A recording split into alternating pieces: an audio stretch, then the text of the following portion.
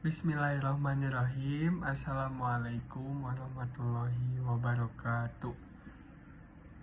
Alhamdulillahi wa kafa wa salatu wassalamu ala nabiyil mustafa wa ala alihi ahli sidqi wal wafa.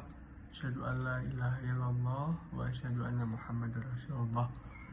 Baik, di sini saya Muhammad Alif Izzul Haq dengan NIM 12020200092 akan menjelaskan sekaligus merangkum tentang presentasi kelompok 8, yaitu tentang model-model pembelajaran. Nah, pengertian mulai dari pengertian model pembelajaran. Model pembelajaran adalah unsur penting dalam kegiatan belajar mengajar untuk mencapai tujuan pembelajaran. Nah, model pembelajaran digunakan sebagai pedoman dalam merencanakan pembelajaran di kelas. Nah, adapun macam-macam model. Yang pertama itu ada model pembelajaran langsung. Nah, maksudnya apa? Model pembelajaran langsung ini, model pembelajaran di mana guru mentransformasikan informasi atau keterampilan secara langsung kepada peserta didik pembelajaran, berorientasi pada tujuan dan distruktur oleh guru. Yang kedua ada model pembelajaran berbasis masalah. Pengajaran berdasarkan masalah merupakan pendekatan yang efektif untuk mengajar proses berpikir tingkat tinggi. Dan adapun yang ketiga yaitu pembelajaran kooperatif atau cooperative learning adalah kegiatan pembelajaran dengan cara bekerja kelompok untuk bekerja sama, saling membantu. Tiap anggota kelompok terdiri dari 4-5 orang siswa. Nah, adapun yang keempat yaitu model pembelajaran penyelidikan. Nah, maksudnya apa? Model pembelajaran ini dapat mendorong peserta didik mengembangkan pengetahuan, keterampilan, bertanya dan mencari jawaban berdasarkan minat dan keingintahuan. Nah, tujuannya dari pembelajaran ini adalah mengorganisasikan pengetahuan yang dimiliki peserta didik sebagai landasan yang kuat berdasarkan metode ilmiah.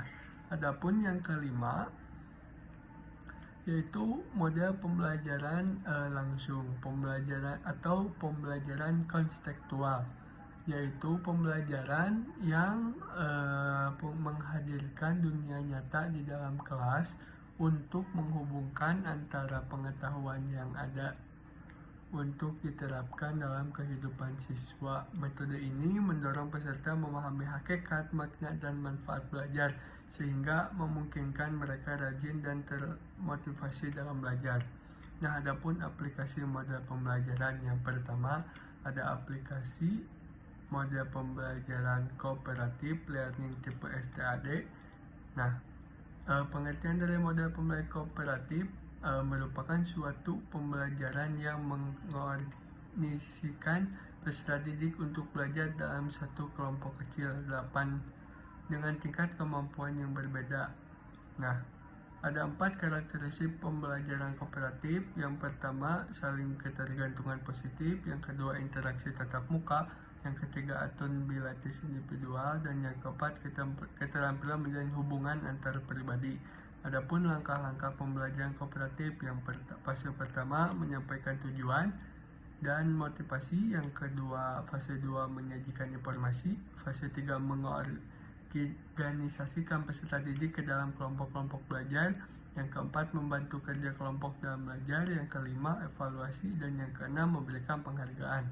Kegiatan pembelajaran kooperatif tipe STAD atau Student Team Achievement Division terdiri dari 6 tahap, yaitu persiapan pembelajaran materi, menempatkan siswa dalam kelompok, menentukan skor dasar.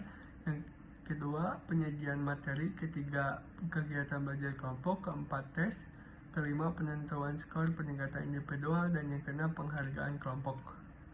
Adapun kelebihan kooperatif tipe STAD. Yang pertama, meningkatkan kecakapan individu. Yang kedua, siswa bekerja sama dalam mencapai tujuan dengan menjunjung tinggi norma-norma kelompok. Yang ketiga, meningkatkan kecakapan kelompok. Adapun dan lain sebagainya. Adapun kekurangannya yaitu kontribusi siswa berprestasi rendah menjadi kurang, membutuhkan waktu yang lebih lama untuk siswa sehingga sulit untuk mencapai target kurikulum. Yang ketiga, menuntut siswa tergantung dari siswa, misalnya sifat kurang bekerja sama.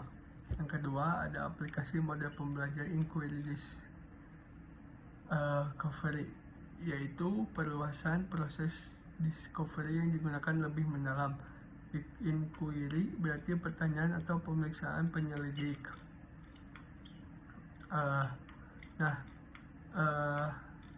Adapun kelebihan dan kekurangan. Yang pertama, kelebihannya menekankan pada pengembangan aspek kognitif secara progresif. Yang kedua, peserta didik lebih aktif dalam mencari dan mengolah informasi. Dan yang ketiga, peserta didik memahami konsep-konsep dasar. Adapun kelemahan pembelajaran inquiry discovery. Yang pertama, jika guru kurang spesifik merumuskan teka-teki atau pertanyaan kepada peserta didik yang baik untuk memecahkan permasalahan secara sistematis. Yang kedua, guru mengalami kesulitan dalam merencanakan pembelajaran karena terbentur dengan kebiasaan peserta didik dalam belajar. Yang ketiga, pembelajaran inquiry memerlukan waktu yang lama. Nah, segitu yang dapat saya sampaikan. Terima kasih. Wassalamualaikum warahmatullahi wabarakatuh.